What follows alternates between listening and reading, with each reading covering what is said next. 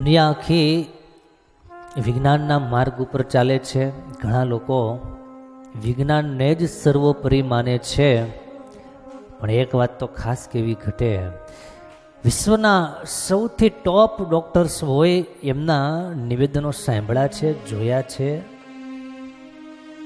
ઘણા બધા એવા કેસ અઘરા આવી જતા હોય, એની પાસે પણ નથી એની કોઈ તરકીબ, નથી કોઈ મેડિસિન, નથી કોઈ ઈલાજ. ત્યારે છેલ્લે એક વાત કરે છે, હવે આમાં કંઈ ચમત્કાર જો થઈ જાય, મેજિક થઈ જાય, તમે કોઈ ભગવાનને માનતા હો અને એમની જો તમને કૃપા પ્રાપ્ત થઈ જાય તો આની તકલીફ દૂર થાય, બાકી અમારા હાથમાં નથી.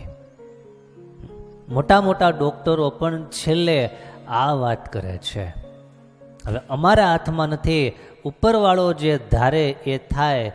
તો મોટા મોટા ડોક્ટરો છે, સાયન્સને સમજ્યા છે, એ બધા પણ છેલ્લે ભગવાનને યાદ કરે છે